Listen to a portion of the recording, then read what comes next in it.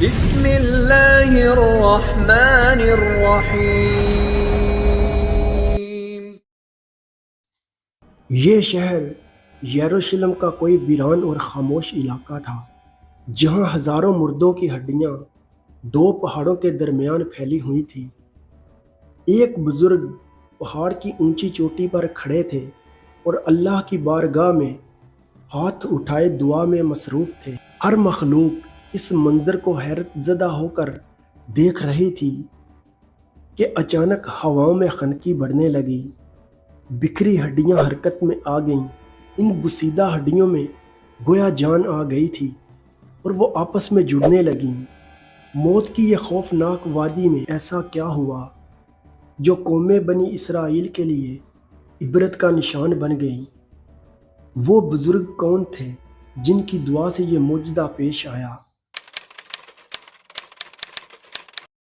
آج کی اس ویڈیو میں حضرت حزقیل علیہ السلام اور موت کی وادی کے اس قرآنی واقعے کو تفصیل سے جانیں گے۔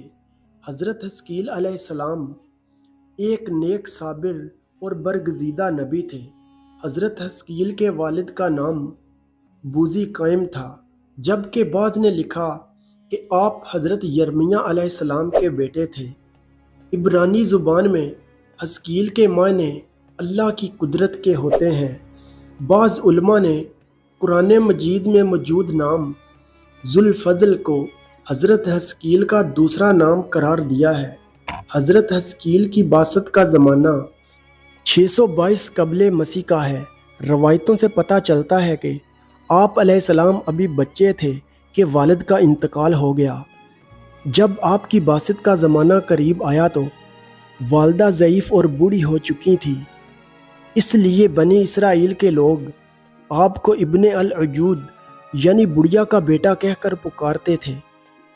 حضرت حزقیل حضرت موسیٰ علیہ السلام کے تیسرے خلیفہ تھے جو منصب نبوت پر سرفراز کیے گئے تھے۔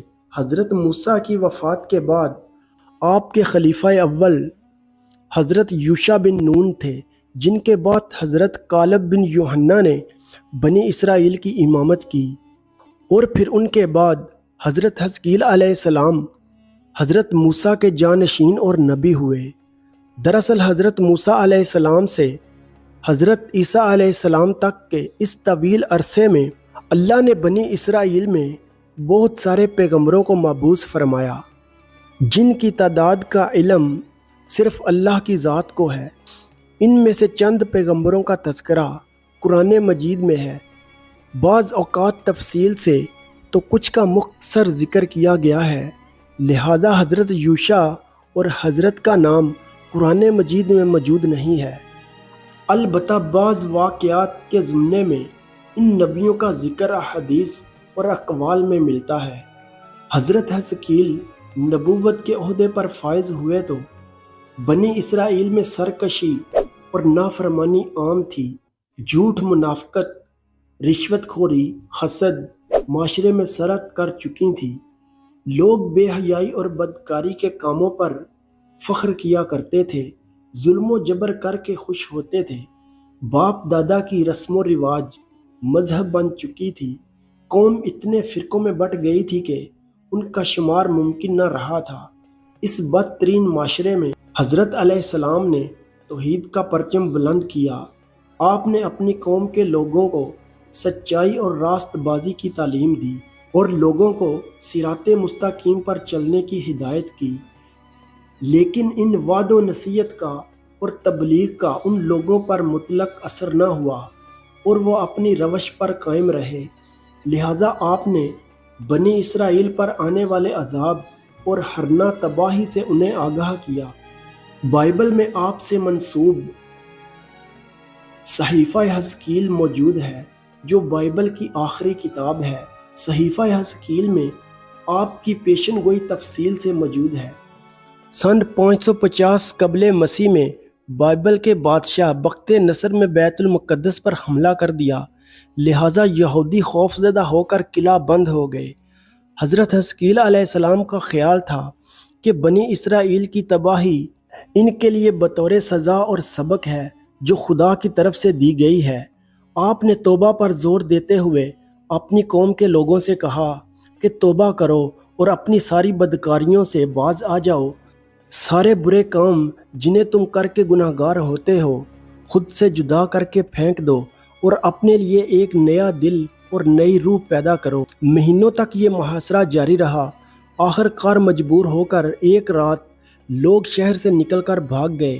بخت نصر کی فوجوں نے ان کا تعاقب کر کے ان کو قتل کر دیا۔ پورا یروشلم خون و خاک سے لت پت ہو گیا۔ ایک ایسا واقعہ پیش آیا جس سے بنی اسرائیل حیرت زدہ رہ گئی اور یہ واقعہ نشان عبرت بن گیا۔ واقعہ دراصل یوں ہے کہ حضرت حزقیل علیہ السلام نے بنی اسرائیل کے بچے ہوئے لوگوں سے کہا، تم سب تیار ہو جاؤ، ہم مشرکین کے خلاف جنگ کریں گے تاکہ اللہ کے نام کو بلند کیا جا سکے۔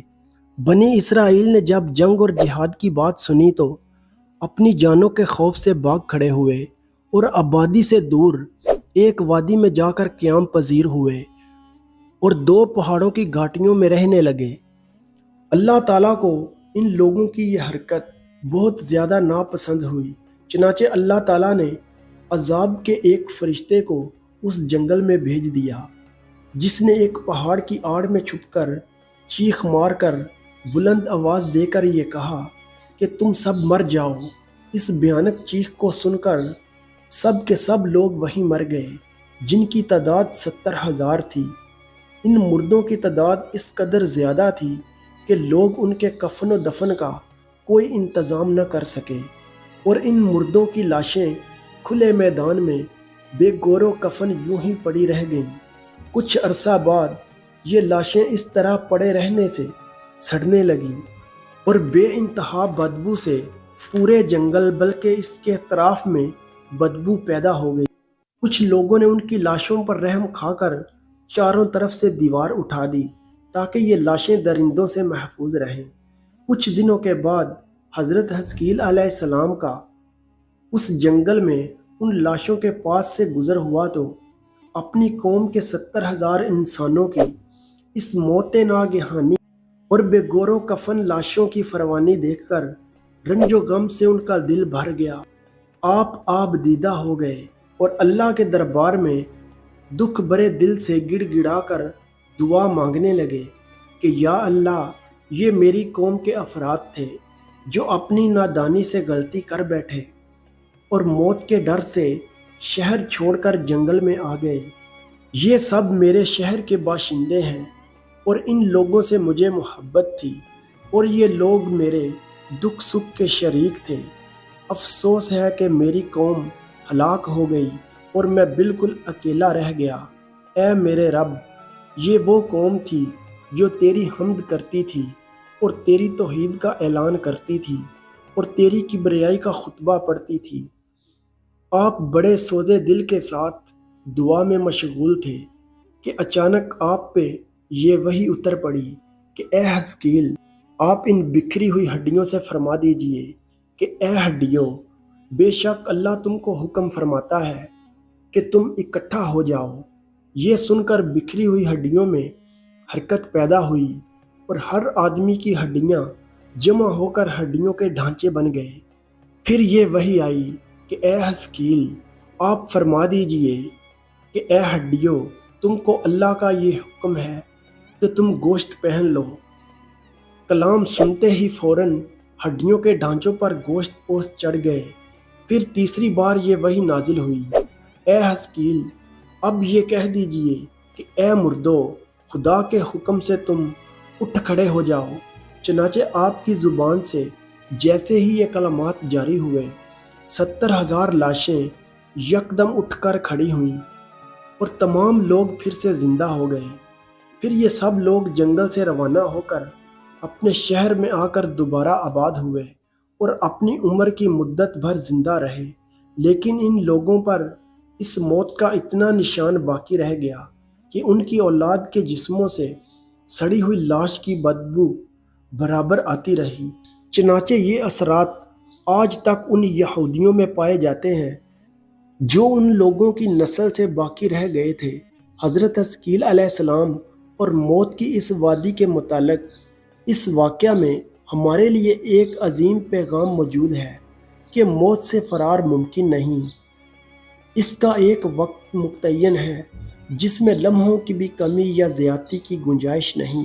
جیسا کہ اللہ نے فرمایا کہ ہر جاندار کو موت کا مزہ چکھنا ہے۔ موت و حیات تقدیر الہی کے تابع ہے اور تقدیر الہی کے مقابلے میں کوئی تدبیر کارگر نہیں ہو سکتی۔ سورہ انعام میں اللہ نے فرمایا، تم جہاں بھی جاؤ گے وقت مقرر میں موت تمہیں جا پکڑے گی، چاہے تم مضبوط کلوں میں ہی کیوں نہ رہ رہے ہو۔ دوستو، اگر ویڈیو اچھی لگی ہو تو ویڈیو کو لائک کریں اور چینل کو سبسکرائب کریں۔ شکریہ۔